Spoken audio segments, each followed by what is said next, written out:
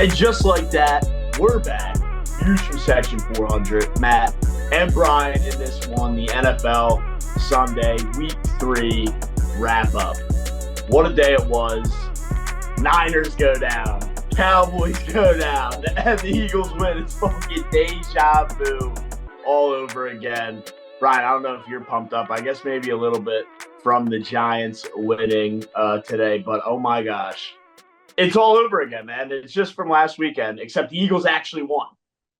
Yeah, it's crazy. It's the first time this NFL season one of our favorite teams have not lost. And I know the Jags didn't play today, so that's the only reason they didn't lose. But the Giants won. The Giants freaking won a football game.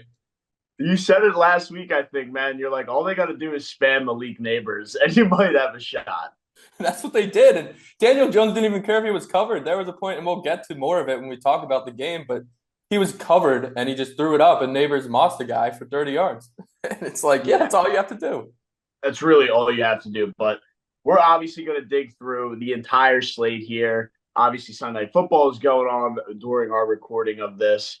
And Monday night doubleheaders back, like how they throw that in week 3. We'll get that on tonight. But as we're recording right now, Brian and I, nobody knows, are in the midst of our fantasy baseball semifinals.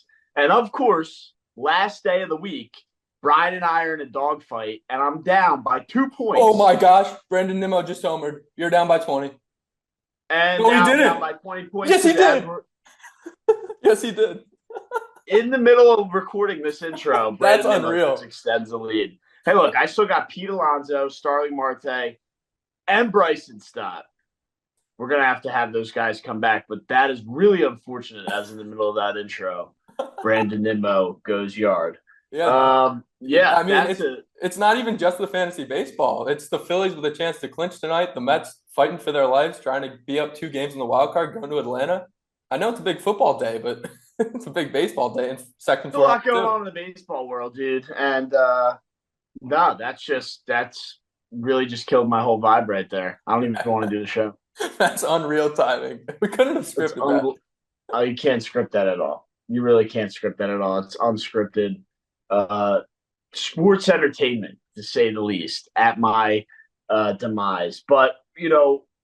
The best time of the year is here. Football is back. And whether you're going to a game at Jordan-Hare to cheer on Auburn, going to the Link to watch the Birds, or going up to MetLife, not JetLife, Matt, to watch the Giants probably lose, you're going to want to go to SeatGeek, the official sponsor of the Views from Section 400 podcast. New users, $20 off your first purchase by using code VIEWSFROM400 at checkout. Again, new users, $20 off your first purchase to any football game, any postseason baseball game, anything you're doing this late summer or fall. Code VIEWSFROM400 at checkout. Thank you to SeatGeek, the official sponsor of the podcast. So now we jump into the Week 3 NFL Sunday weekend wrap-up. The Eagles traveled down to New Orleans and got the victory. Shit show of a game, absolute mess. The Saints were the unstoppable team of the NFL through 2 weeks. Eagles go down there. A lot of question marks around the defense. They played pretty lights out. I mean, they shut down that Saints offense and outpaced them on offense. The problem is the coaching. I don't understand the strategy of not taking points. They dominated 300-plus total yards of offense, whatever the numbers were, up and down the field. And they wouldn't take the points. Brian, did you see any of that, or did that make any sense to you? Because it didn't to me. I don't know what Sirianni's doing.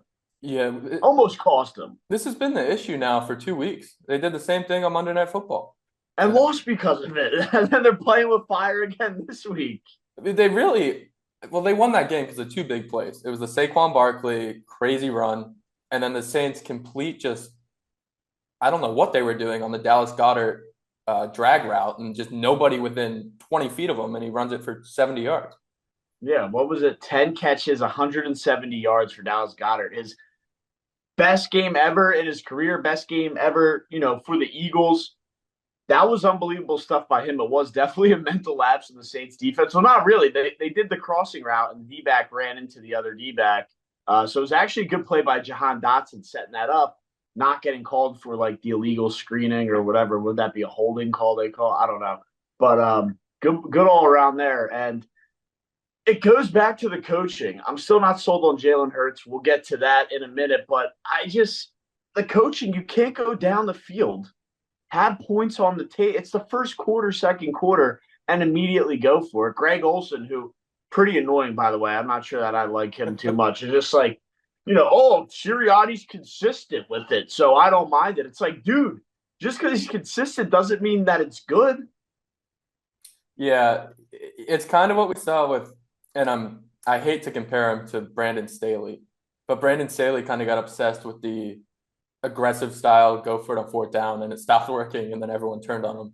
And we haven't seen that yet with Dan Campbell because it works with the Lions. But at some point, if it fails It kind enough, of blew up. They won today, but it kind of blew up on him. He went for it and didn't get it. yeah, And it was an announcer jinx. They're like, let's look at Dan Campbell on the sideline, 4th and 1, like he's chomping at the bits, ready to go for it. And he went for it and did not get it. yeah, it's very weird. I don't know. The Eagles, they just have a weird vibe to them this year, and I know they won today, but you see Jalen Carter at the end of the game like trying to fight the fans. Like that was crazy. I mean, dude, they said it was SEC chirping. I don't know what it would be. I guess a lot of LSU fans are Yeah, there the in New UGA Orleans. LSU beef. Oh yeah, so that's what was going on. I mean, look, he was ready to go. He was ready to go. They had multiple security guards, including Big Dom, holding him back, trying to calm him down. They didn't need a scene down there. And look, he's obviously had some off the field issues. We know he's a character, has a big personality, and wasn't scared to take on the stadium that the Saints play at. Yeah, it's a good thing we didn't have another Malice at the Palace. I don't know what a fighting word that starts with S would be for switch up at the Superdome. That's not a good one, but yeah, good thing we didn't have Yeah, good thing. But other than that, I'll stay relaxed. My blood pressure was high during the game, but we get to 2-1. 2-1 looks a hell of a lot better than 1-2. And that's going to be my bottom line. And last thing, because he deserves to be talking about, what a player Saquon Barkley is. I mean, that it. guy's unbelievable. That game itself, not just one specific run, that game with Saquon Barkley is why you give the guy $14 million a year. I don't care about the injury history, issues. He's reliable early and often, and he's reliable this year so far. He won you that football game. Yeah. That game was won because of Saquon Barkley. And I'm willing to get dished out the 14 million or have the Eagles do that because that just won you a football game against the best team on paper in the NFL. Well, it's amazing what happens when he doesn't get touched to the line of scrimmage every time he carries the football. And scrap up at the Superdome is what I was looking for. There you go. Scrap at the Superdome. Yeah, but Saquon's great. I hate seeing him haven't seen him in Kelly Green yet, but I'm sure it'll be coming soon. I hate seeing him in the green at all. And he'll probably torch the Giants for like 200 yards and 3 total touchdowns when that game comes up. I mean, dude, this guy, can we guess where he's going to finish if he's pacing like this? Like, is he going to have 2,000 yards rushing? He could. The way they're running their offense right now, and Devonta Smith he's concussed, I believe, or he's being checked for a concussion. Yeah, that wasn't great. They're really going to have to lean on him next week if he can't play and A.J. Brown can't go. Well, A.J. Brown's going to need to figure it out. And he's going to need to strap up and get out there, dude, because Devonta Smith did look like he died today. Fortunately, didn't. He popped up and was good. Hopefully, it's just, hey, he got taken out the rest of the game. Let's, get him rested up and throw him back out there next week. But, yeah, this is turning into that, what was it, 2019 year with Carson Wentz and the Eagles when they had guys like Greg Ward and, I don't even remember the rest of that class. But, Greg Ward was the best player in that wide receiver room. And it's going to be Britton Covey and Paris Campbell, I think I saw thrown out there. So it's, you need these wide receivers to get healthy. Yeah, Giants legend Paris Campbell. But there was a time in 2019 where people were clamoring for Josh Huff to get a lot of snaps. That 2019 year was atrocious. But yeah, it's the state of the NFL. All these injuries, it's crazy. They were my loser of the week last week for a reason, Brian. It was just injuries in general are so horrible. But not to beat the dead horse, Saquon Barkley, that win is on you.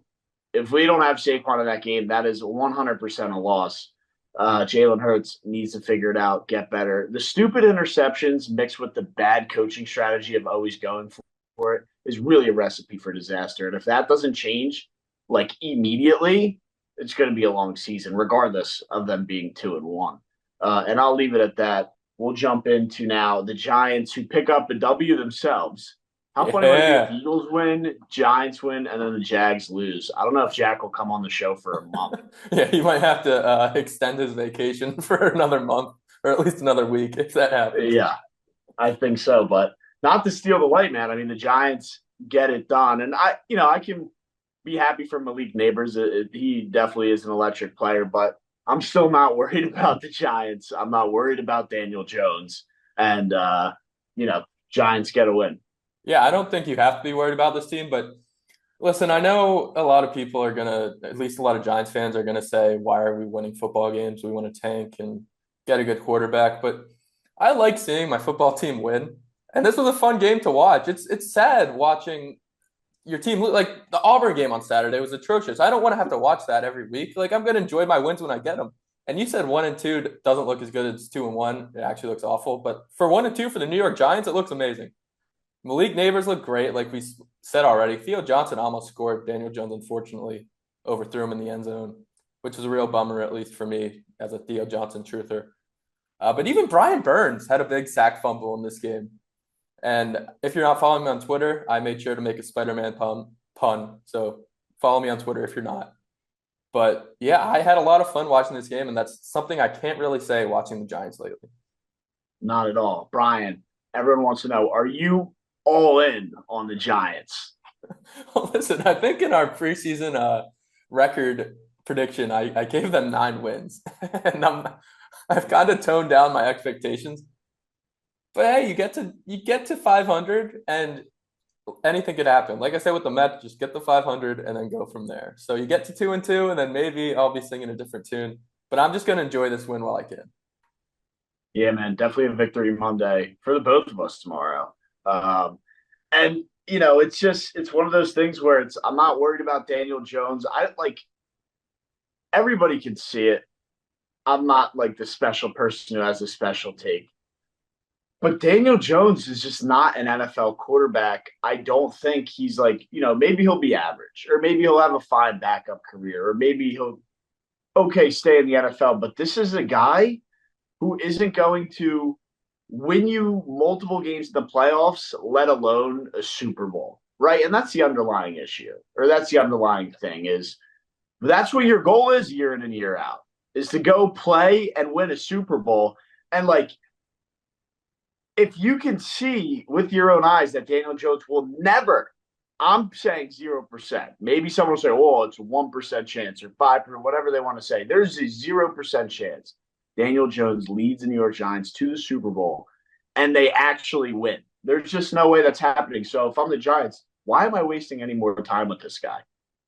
Or do they not see that, which is, I think, even worse? No, I think they understand that, and they know. Like, unless Daniel Jones can take a massive step up this year and somehow win the division, or even get 10 wins and then be a wild card. But even if the Giants win 7 games, which would be at this point like best case scenario, at least for my expectations, I think the front office knows he's not the guy.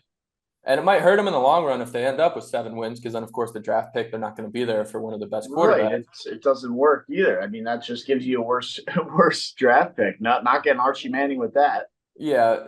Well, we still have a few years to wait on Archie. So, but Fair. yeah, I think at this point you paid him as Jose Budo gets out of the 7th inning here. But you paid him, you got to play him. And if he can win some football games here, if he can at least help develop Malik Nabers and get him his 8 catches for 78 yards and 2 touchdowns every other week, then I think the Giants will be happy with it, and I'll be happy with it. Fair enough. But not winning anything this year, and that's the bottom line. So might as well tank. But enjoy your victory Monday, my friend. Moving on to the Vikings and the Texans. Sam Darnold is taken over as the MVP favorite. Yeah, Sam Darnold is taking over the MVP favorite, and Brian Flores is going on a revenge tour after his whole thing about getting fired, and then Bill Belichick texting him congratulations and saying it was the wrong Brian. His defense picked off C.J. Stroud twice today. C.J. Stroud threw 5 interceptions all of his rookie season. The Vikings are good. The Vikings are 3-0, hottest team in the NFL, and they're you know they're doing it against good teams. I mean, the Niners, the Texans. I guess not really the Giants in week one, but they're doing it against solid teams the last couple of weeks here. Are you sold on Sam Darnold? Are you bought in? What's the ceiling for this team with Sam Darnold at the helm of quarterback? Ooh, that's a good question. I think the ceiling would be an NFC championship loss, assuming they can win the North and get home field. I don't see Sam Darnold, like you talked about Daniel Jones. I just can't see Sam Darnold starting, let alone winning a Super Bowl. Although Jimmy Garoppolo did it, so Yeah. anything could happen. But listen, Sam Darnold is showing us he can be a great NFL quarterback. And with Justin Jefferson, with Aaron Jones, with Jalen Naylor, who's becoming a solid option, sky's the limit for the Vikings right now. It seems to be. Are we almost going to get a Case Keenum-esque 2017 year where NFC Championship could be another loss? Maybe the Eagles. History repeat itself. Yeah, I could definitely see that happening. And the Vikings are kind of acting like what a lot of people thought the Bears would be in this division. I think so. And everybody had the Vikings to finish dead last. They got Darnold. Justin Jefferson, is injured. They got, the 30 seconds from the Packers and Aaron Jones. It's just a whatever team. Nobody knows about the defense, and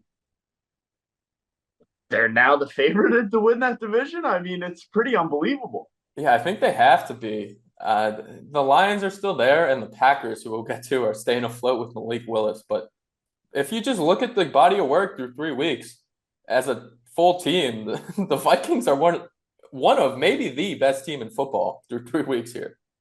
I know it's definitely not anything we expected, not anything that I was looking too deep into. I thought maybe, Sam Darnold, I know you said, Brian, he throws a nice ball. So, maybe you're not as surprised as everybody else is. Yeah, I did say he throws a nice ball and he'd be able to get the ball to Justin Jefferson.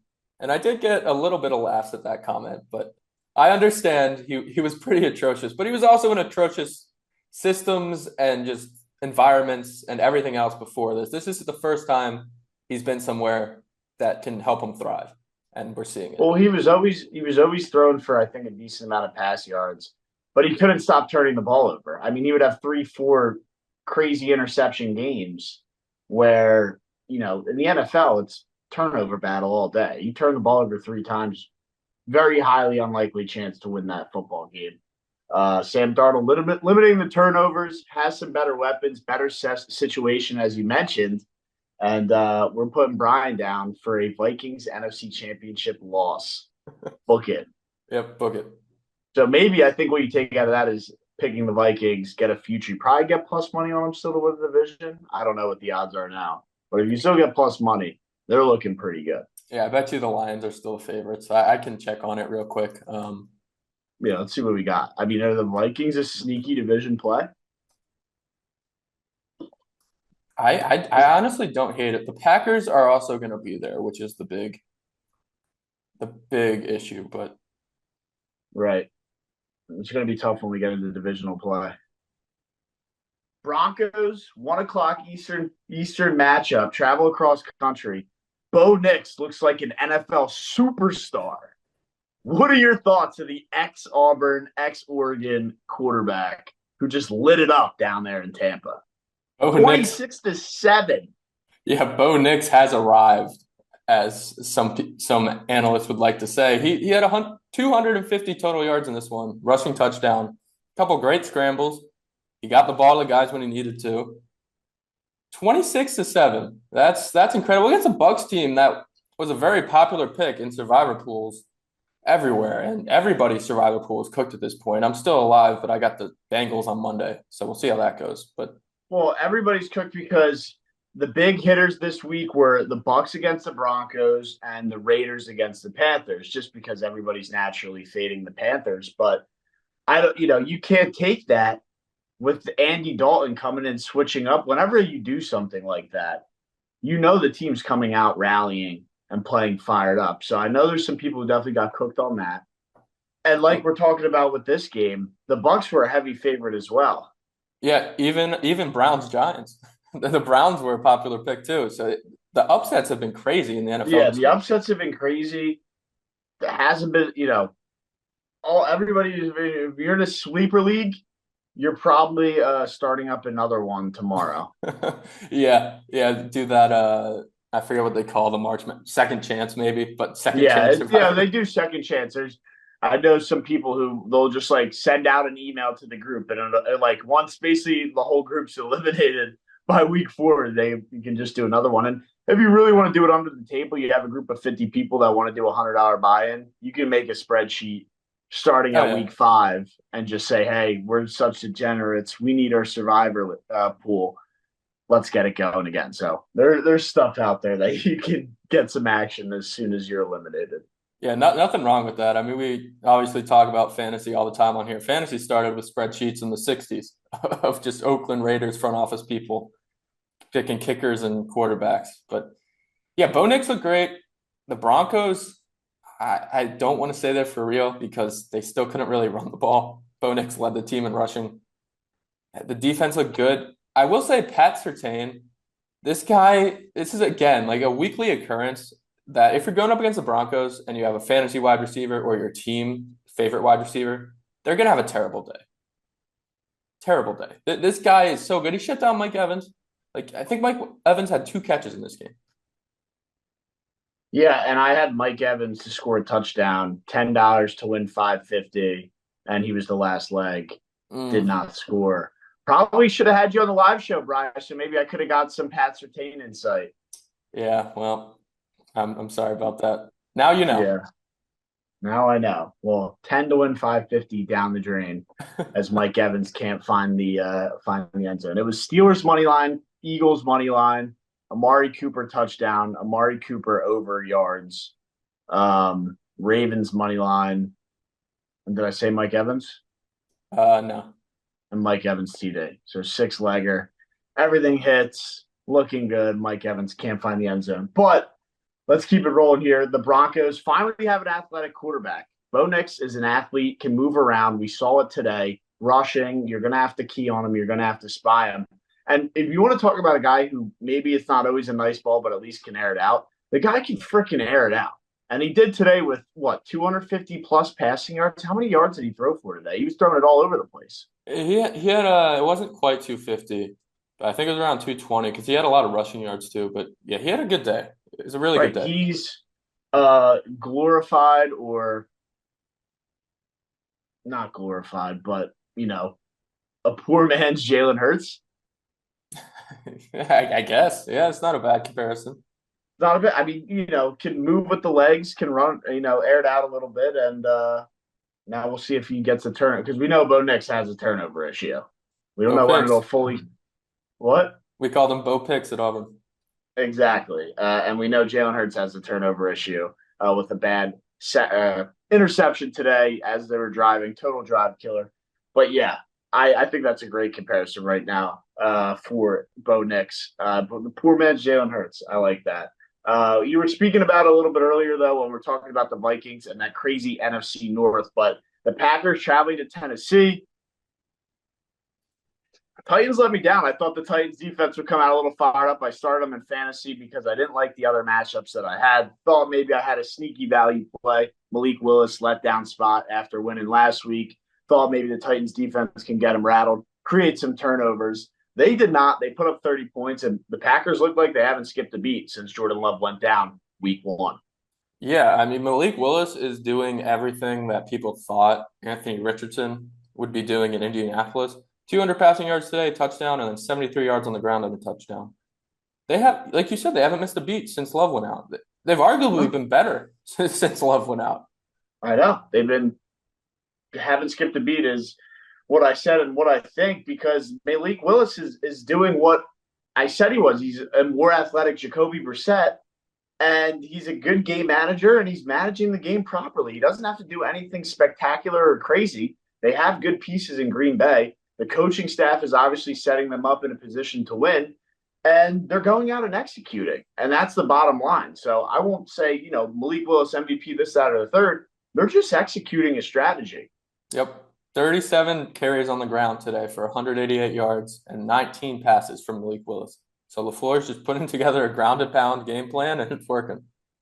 It's working, and we'll see how long it goes for. But Packers 2-1. 2-1. 2-1 in the Malik. That would be quarterback controversy. Yeah, I mean, hey, Willis is 2-0 and Love is 0-1.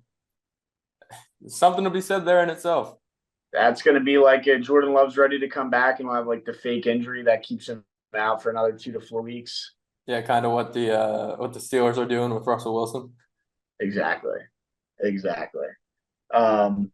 Speaking of that, we can jump into that game before we hit the other one. But Steelers go to the Chargers and or no, I think it was in Pittsburgh. It was in Pittsburgh. Yep. Yeah. So the Steelers play at home. I think on Thursday night I said I don't think the Chargers score more than 10 points, and they scored at 10 exactly. I had Steelers money line in the parlay today. I just thought it was too short of odds for a team that just plays so well at home. Like the Steelers weren't letting the Chargers come in there and beat them. Yeah, Mike Tomlin wasn't going to allow that. Pittsburgh's 3-0 behind Justin Fields right now. They're well on their way to that 9-8 season. They may finish better than 9-8 at this rate.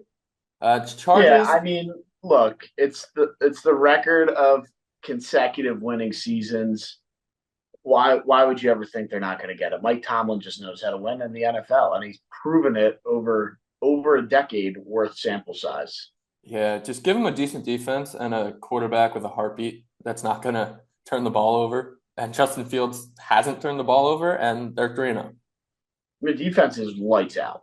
Oh, it's incredible. And I'm not too worried about the Chargers. Obviously, it's hard to play in Pittsburgh, and Justin Herbert came into this one banged up, couldn't finish the game. They'll be fine. It was just kind of that game that you really thought the Steelers would win. Low scoring, and at the end of the day, even though Harbaugh's a great coach, you're going to give the edge to Tomlin. All day. And it's exactly what happened. Steelers 3-0, Chargers still 2-1. So we'll see what happens there. I know Chiefs and Falcons are playing right now, but that AFC West could get a little spicy at the end of the year. Yeah, we got the Falcons actually up 14-7 in the second quarter as we're recording this. So there you go. Could get very spicy very soon. Yeah. And, we remember not too long ago, beginning of the season, the Chiefs were heavy favorites to win the AFC West. And that could cost some people some parlays and money if that doesn't turn out to be the case. But, yeah, Brian, did you get any futures in on the Chargers to win that division? It was probably unbelievable odds. No, I actually was not with it when we did our AFC West preview. I think the Chiefs get it done. Although the Chargers, they look like a good football team, and Quentin Johnson can catch footballs now, which is a big plus for them. It is a huge plus for them. Jump into your game of the day, though. Caleb Williams exceeds the passing yards. Where was the angle of Caleb Williams, man? The Colts love to play a lot of zone, and that's really going to help against an offensive line that struggles, especially when they're blitzing and then they're playing man and it's hard. I don't know. I liked Caleb Williams against zone coverage in a dome. It felt like a good spot for him, and it was. And I was going to say, Bri, you had given out the picks. If you saw on our NFL, we do the live show every Sunday, and Brian gave out some 7 a.m. heaters. I think you went, 6-1, 6-2? Definitely a lot more wins than losses. And Caleb Williams over 250 passing yards, was it, or 225? 225, and I believe the odds on it were like plus 130. So it was a plus money bet. So Brian had Caleb Williams 225. I, for one, was ripping on him, saying why Caleb Williams? And Brian nails it with Caleb Williams, 360 plus passing yards today? And they only put up 16 points.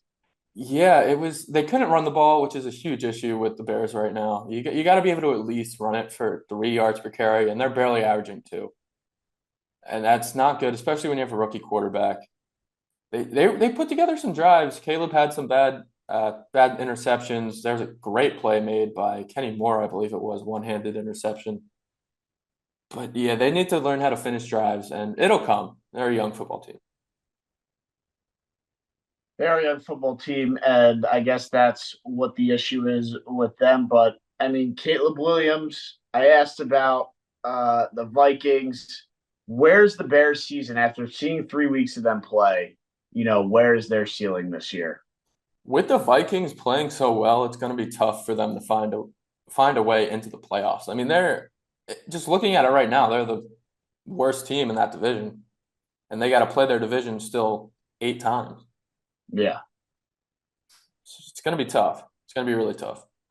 Bears missing the playoffs? If I had to pick right now, I'd say yes. I mean, CJ Stroud just threw 2 interceptions against Brian Flores' defense. Caleb Williams might throw 4 in both games they play against him. He very well could. He very well could. That's a great point right there. So maybe we're starting to fade the Bears the rest of the year, but maybe some value on Caleb Williams. That'll be interesting to see as the next coming weeks trickle on here. But let's jump in to the Seahawks and the Dolphins. Kicked off the 4 o'clock slate. And I loved it because I had to start Zach Charbonnet today, and they fed him early and often. Guy had a big day, over 100 yards rushing and 2 TDs on the way to the Seahawks beating the Dolphins. And I think everybody kind of had to expect that, right? The Skylar Thompson guy didn't even look like he knew the playbook. I understand he's been there 3 or 4 years. That guy looked like he didn't know what was going on, and eventually they just knocked him out of that game. Tim Boyle comes in and finishes the job. Yeah, and Tim Boyle looked better than Skylar Thompson did. Way better. Mike McDaniel said he had a lot of confidence in Skylar Thompson going into this game. This may be the end of, I guess you can call it a Skylar Thompson experiment in Miami, but he reminds me a lot of Nathan Peterman, and that's not a good. Right, he didn't look like he knew what he was doing. Yeah, he looked lost. He looked lost, completely lost, like handing the ball off to the wrong side, getting mixed up in the backfield, like not look just look completely off, man. And I don't know. I think they got a serious issue, and a lot of people who picked Tyreek Hill are maybe a little nervous at who's throwing him the football the rest of the way. I mean, maybe they're feeling a little better now that it might be Tim Boyle and not Skylar Thompson, but it's still not great. And the Seattle Seahawks are 3-0. I know this was an easy win, and they've had some cupcakes pretty much on their schedule, but they're 3-0. And my guy Derek Hall, War Eagle, 2 sacks today on Skylar Thompson. The Seahawks are very good. I underrated them. I wasn't ready for them with the new coach to come in fired up like this, but good team. I don't know that I'll say very, very good. Let's see them play some people, right? Let's see them get – I mean, they played the Patriots on the road and really should have lost that game, right? I mean, overtime, they should have lost that game. And then you play a quarterback-less Miami team where they're just, basically picking up the guy off the street and throwing him in there to play quarterback, the most important position. I need to see a little more from the Seahawks besides these kind of, I would call them Swiss cheese wins.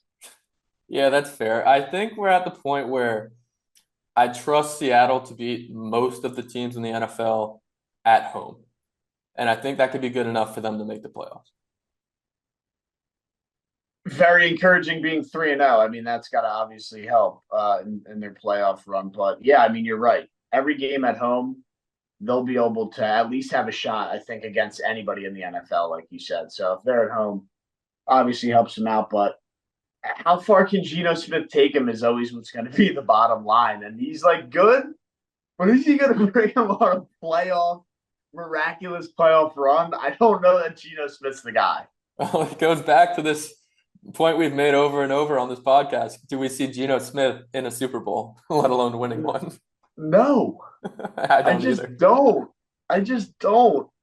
And, I have nothing against the guy, but I just think he's a good quarterback that just won't ever be good enough to get it done. Yeah, and I love the kind of career resurgence he's making. And by the way, this is just what we've seen so far this NFL season is just a huge slap in the face to the New York Jets front office, Sam Darnold and Geno Smith, both 3-0 and playing very well. And I know they have Aaron Rodgers now, but God, I don't know what the Jets are doing to quarterbacks over there, but something's wrong. Something's very wrong. Um, Jumping in, Panthers, Raiders. Andy Dalton. Do they call him Big Red? The Big Ginger. Is that okay to say? Red Comes Rifle. out the Red Rifle, I think is what his actual nickname was. Look, this guy's a good quarterback. Andy Dalton knows how to play in the NFL. He had the best record one year for the Bengals in the entire NFL. Led them, I don't know where. I don't think they won the playoff game, but at least they had a bye. Um, this guy knows how to play quarterback in the NFL. Bryce Young does not. And that was put on full display today as you bring Andy Dalton in, and the Panthers score 36 points. And the guy lights it up, throwing the ball all over the place. I mean, Bryce Young is done in Carolina. I don't think we see him play another snap. Now, it turns out the best shade of red is ginger and not crimson. Bryce Young looked terrible. And when you see Andy Dalton put up 36 points with the same team that Bryce Young looked terrible with, at some point you got to be like, all right, maybe Bryce Young isn't very good. The sooner the Panthers just admit they were wrong, which is so blaring obvious that they picked Bryce Young instead of CJ Stroud, they need to come out and, maybe not publicly admit it, although moving on from Bryce Young will basically be publicly admitting it. But that's what they need to do. Trade him. You're not going to cut him, but trade him, get whatever dog shit value you're going to get back, and move on. The sooner you cut ties and put this behind you, not only as a team, but as an organization from the top down, you're not going to get any better. You're not going to go anywhere. The Panthers will be in this continuous turmoil, rebuild, whatever you want to call it, until they move on from Bryce Young. Yeah, they definitely need to move on. And he's probably still worth like a fourth rounder. I'm sure one team would just take a Someone would flyer take on a him. flyer on him, probably. There still is, like the Raiders. I mean, they got what? Gardner Minshew. I mean, I would probably take a shot on a younger guy. Yeah, Aiden O'Connell finished the game, and he did throw a touchdown. So maybe we have a quarterback controversy with the battle of those nice mustaches in Oakland, or not Hey, if I'm Oakland. the Dolphins, do I throw a fifth round at them and see what they say? If Bryce Young can't be good in that kind of offense, then he'll never be good. So it might be worth taking a look. It's not a bad call. Are you sold? Bryce Young done in Carolina. How many more snaps does he play? I think like assuming Andy Dalton, which I mean, after putting up 36 this week, anything could happen, I guess. But assuming he doesn't bring this team to some sort of relevancy and they're out of it, you have to go back to Bryce Young, at least in the last couple weeks of the season. But after this year, You, like, I don't know. you think he gets a couple more snaps this year? I think you have to like say they're 2-10. You have to at least trot him out there and say, hey, Bryce, like we're 2-10. Shador Sanders and Quinn Ewers are sitting there at the front of the draft. Like it's now or never. You got to show us we shouldn't take one of those quarterbacks. And that's kind of your last light of fire under him. But at this point, like he just may be done. The thing is, I don't know that they're going to be 2-10. Andy Dalton might make this team good. He could. I 36 think, points in 2024's NFL is a lot of points. and he was like, I think we see this is going to be like a poor man's or poor team, uh, Panthers version of what the Browns were with Joe Flacco last year. I could see that's a good comparison. Yeah, I could see that. They're obviously And not as talented as the Browns, but no, but like you got to understand, and it was hard to see because of how bad Bryce Young was. But they have a guy like Deontay Johnson. They have Adam Thielen. Yeah, he might be a little bit older. They have a tag team running back, Chuba Hubbard and Miles Sanders. There's pieces there. Again, not all world, but like that's not the end of the world in terms of offensive players. And Andy Dalton put on display today, putting up 36 points for the Panthers when they could barely score 10 with Bryce Young the first 2 weeks. Yeah, barely scored 7. It was ugly. And listen, Andy Dalton, you need to keep him in now at least for 6 weeks, 7 weeks, and see what you have. Because who knows? Maybe you're a playoff team with Andy Dalton. Maybe they go on a little Joe Flacco-esque run that the Browns went on last year. But like we said, way less talented. Division's wide open, though. Bucs and Saints lose. Panthers got to win. I mean, that just got division just got super tight again. But moving on to probably my most aesthetically pleasing game. Well, there was two, right? And it's right in here because obviously the Niners lost, obviously the Cowboys lost. But this was so aesthetically pleasing because the way the Rams came back, the way they didn't let the Niners just walk in there and say, hey, here's a 2-touchdown win, come in, win, and leave. Rams went down after all the adversity, the injury, star wide receivers out. Matt Stafford, the veteran he is, comes out after going down, 3 touchdowns in the first quarter. They were down pretty big. Mm-hmm. And Stafford comes back, lights it up. They make a second half comeback, so to speak, and knock off the 49ers, who sure are injury ridden. No Deebo Samuel, no McCaffrey. Trent Williams injured in this one. Did return to play. But I think both teams battling injuries in the divisional matchup, again, it goes back to the Niners being this, hey, we're the best, we're NFC champions, this, that, and the third. I don't want to hear it. Yeah, it was an all-time choke job, and I hate to do a double superlative on this game, but I'm giving my one shining moment to Matt Stafford. For many of the reasons you just said, a crazy comeback. His top 3 receivers today, Tutu Atwell, Demarcus Robinson, and Jordan Whittington. And his fourth was the running back, Kyron Williams. He had nothing to work with, and maybe the Niners aren't very good, so maybe he didn't come back against one of the best teams in football, but he came back against what should be one of the best teams in football, 13-3 in the fourth quarter, to get the Rams their first win of the year. They were staring 0-3 down the face. And now they're 1-2. And it'll just get pushed back because, right, can we say the Niners are a bad team? Are they a bad football team? Or are we going to put the injury Band-Aid over them and just, they get a free pass until Deebo Samuel and McCaffrey come back? How long can it go for? Because they don't look like a very good team regardless of those two guys. And I don't care what you want to say. They were lighting it up in the first half with Jawan Jennings. That was a full-blown collapse. Yeah, at some point, obviously the injury designation has to be there. Trent Williams also was banged up in this game. But you gotta take care of business when you're up by that much. And I don't care that's on the road. Your quarterback threw for 300 yards and 3 touchdowns. Your running back had a decent game. Your defense was playing well. Just finish the job. And they couldn't get it done, and I love to see it. So it's nice, dude. Cowboy fans are quiet. The Niner fans are quiet. The Giant fans are there because they won. But again, it's always going to go back to Daniel Jones. Just let us be happy. Worried. What? Just let us be happy. I mean, you're not worried about it. I'm not worried about it. And, just for taking a stab at Jack, not worried about Trevor Lawrence and the Jaguars.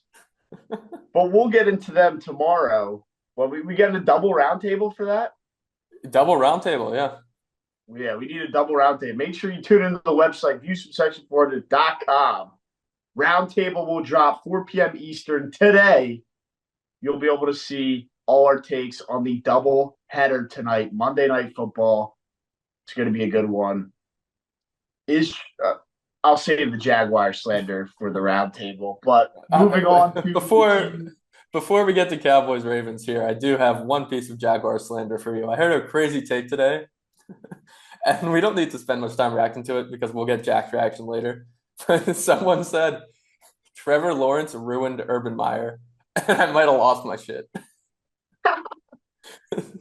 He very well could have. All we've been hearing from Jack is how Urban Meyer ruined Trevor Lawrence's rookie season, but maybe it was the other way around. Look, I mean, it's still NFL centric. It's still based on the NFL. There's no reason we can't talk little Jags football. And hey, if the conversation goes negative, Jack's not here to defend himself, defend his baby Trevor Lawrence, and it is what it is. You know, you're not here. You can't defend your guys. Trevor Lawrence is a bust for what he was supposed to be. Oh, you're just going directly for the jugular here. I mean, dude, it's what we got to talk about, right? Because since we're on the topic of teams losing, here, Jack, make sure you clip this one up. Trevor Lawrence is a bust for what he should have been. Yeah. Listen, Brian, agree or disagree? as much as I think Trevor Lawrence isn't very good, I think calling him a bust is a little premature. He's shown signs that he can be good I don't think you're understanding what I'm saying. for what he should have been. Yeah. I For understand what where he you're should coming have from. been. This guy was hyped up, the most hyped up quarterback in the last 10 years. Yeah, he was supposed to be quarterback Jesus, and he has the long hair for it too, and Supposed to be quarterback Jesus. he has not been. He has not been. And look, you know, I know, again, I'm here. I can defend my guys. I know Jack will go right for Jalen Hurts' throat. And that guy has issues too. But the difference is the Eagles are 2-1. Going to play a Tampa Bay Bucs team that just lost to Bo Nix and the Broncos. I'm waiting for this. I thought you were going to call the Jags 0-3, and Nope, I was going to say you nope. I learned my lesson, bud. I learned my lesson.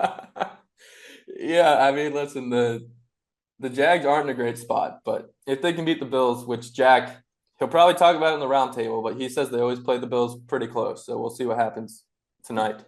Should be a fun game. Should be a fun game, but I just try to throw that out there. Jack, get on the show, man. You'd be able to defend yourself, but you're taking shits in Holiday Inns, I believe, is the last update we got. That's the last we've heard from him. Yep. That's the last we heard. But yeah, anyway, moving on. Check out the roundtable tomorrow when it drops. It's going to be some good stuff in there. Can't wait. What do we got? Jags, Bills, and what's the other game? Bengals, Commanders? Bengals, Commanders. Jags, Bills should actually be good. Bengals, Commanders, I'm just hoping for a shit ton of points. Yeah, I'm hoping it's an easy Bengals win there because they are my survivor pick for week 3, and the pickings are getting pretty thin in the survivor pool. So if I can survive, we're looking pretty good. I think you should be able to get that one done. But to end the show, to end the slate, Ravens, Cowboys, 28-25. Cowboys made it interesting in the end. They almost came back. Dak Prescott looked horrible through 3 quarters. They kind of turned it on, got lucky with an onside kick recovery. Brian, what do you make of the Cowboys through 3 weeks? I mean, I don't know how this is America's team. Yeah, the Cowboys are going to be my spilled beer of the week. They looked absolutely atrocious in this game. This defense, and I know you called it out and said they're not as good as people expected, and you were dead on. They are not a good defense at all. They might as well have been watching this game with all of us and listening to Tom Brady be bad at commentating. They gave up 151 rushing yards to Derrick Henry and 87 to Lamar Jackson. 274 total rushing yards the Dallas Cowboys just gave up. 274. You guys were like slobbering. Micah Parsons this, Dallas defense. Tell it to you then, tell it to you now. They're not that good. It's been on display for weeks now. Yeah, they are not that good, and it's showing. I think the holdout too by CD kind of messed with this team and messed with their chemistry. And maybe paying Dak messed with them too, because now they all kind of realize, like Micah Parsons might realize, hey, I don't know how I'm going to get paid, so why am I even playing for this team anymore? And somehow the Eagles swoop in and snag them.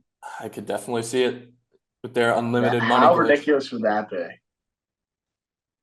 They need it too. I mean, their defense hasn't looked great, although they look good against the Saints, but that may be more of an indication of the Saints regressing to the mean than their defense actually being good.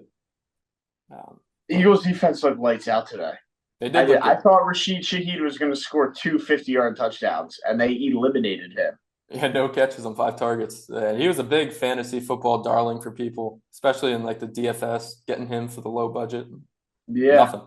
Hoping for the best. Not today. but we'll keep it on what we said. Look, I said it in the live show, and I'll say it again here to wrap it up. The NFL protects its star players. They protect the star teams. They weren't having the Ravens go 0-3. No 0-3 team has ever won a Super Bowl. The statistics on 0-3 versus 1-2 are obviously drastic. The NFL wasn't allowing it. And we saw it today with the Ravens money line cashing. Yeah, it was it just didn't feel like the Ravens could start the season 0-3. Everything they did in the offseason, the defense is supposed to be there, be great. Derrick Henry, your new shiny toy. How can they start out 0-3? It would kill everything that the NFL stands for, and that's making money. Yeah. I think if we get a rematch of, which might be difficult because the Ravens have not looked great, but if we can get a rematch of that opening night game that I wasn't able to watch in a AFC playoff, I would love to see it. See if Lamar can finally get by Mahomes. And if the Ravens go 0-3, I'm not sure we're getting that. Oh, no shot. Which is why, especially with the it's Steelers at always 3-0. What? The Steelers are 3-0. Like that would have been a big problem. It's a big problem. I mean, they're already three. That would have been 3 games back in the division right there. So tough stuff to look at there. But what does this mean for the Dallas Cowboys? 1-2. Eagles are 2-1. Giants are 1-2. So I mean, Birds at the top of the division, but the Cowboys obviously look like they got a lot of trouble. They have a lot to figure out, especially on the defensive end. Dak Prescott finished with good numbers today, but those were garbage time numbers. So they got a lot to figure out. A lot to figure out is a good way to put it. Do we see a head coaching change?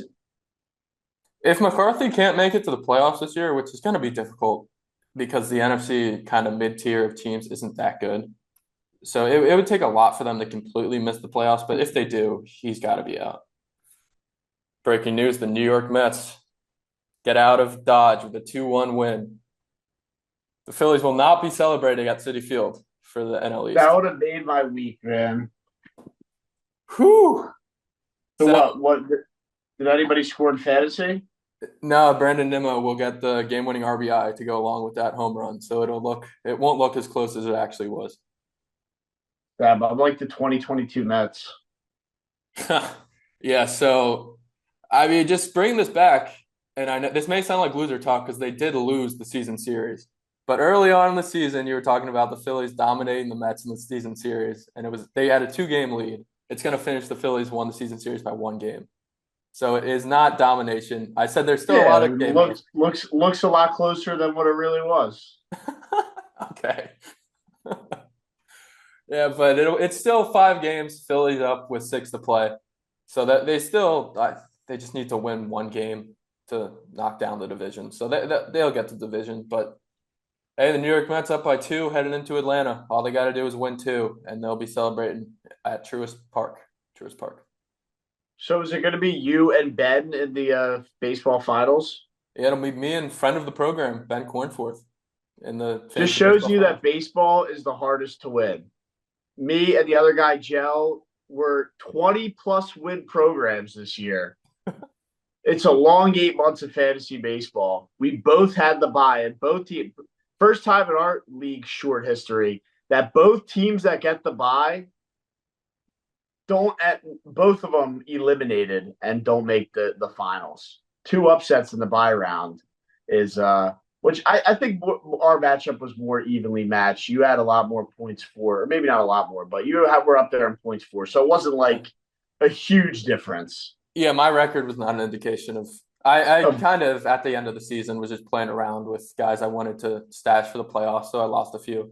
And by the way, I did not have Francisco Lindor in our round, and you had a 118-point game from Shohei Ohtani. I did, dude. I thought after that 110 point, I was like, "There's no way."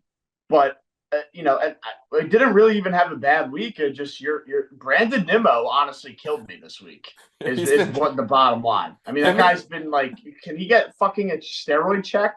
Him and Lindor have been carrying the Mets and my fantasy team all year. Like Brandon Nimmo, like single-handedly knocked me out of the fantasy baseball playoffs. That guy getting red hot over a week in September is what knocks me out after a 20-win season. Like that's just how crazy fucking baseball is. It's crazy. And I guess before we end the show here, the Chiefs did just hit a field goal. So it's 14-13 heading into halftime. You got a prediction for how this game ends?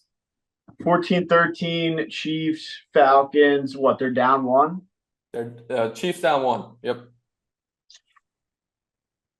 NFL protects its star players and protects its star teams. Chiefs money line. Yeah, I'm going with the Chiefs as well. I'm hoping Samaje Perine gets in the end zone. Yeah, we'll see what happens there. But other than that, Cowboys lose, Niners lose, Giants win. We'll give Brian his props. Most importantly, the Philadelphia Eagles are 2-1, and my week is not ruined. So with that, I send you all off to a great week, and we will catch y'all for week 4. I'm Matt. Brian always around. Maybe we'll see Jack, maybe not. That, I guess, depends on the outcome of the Jaguars tonight. But everybody enjoy the doubleheader. Go Birds. Victory Monday. I'll catch you on the next one. Peace. Get the champagne popping in Atlanta, please.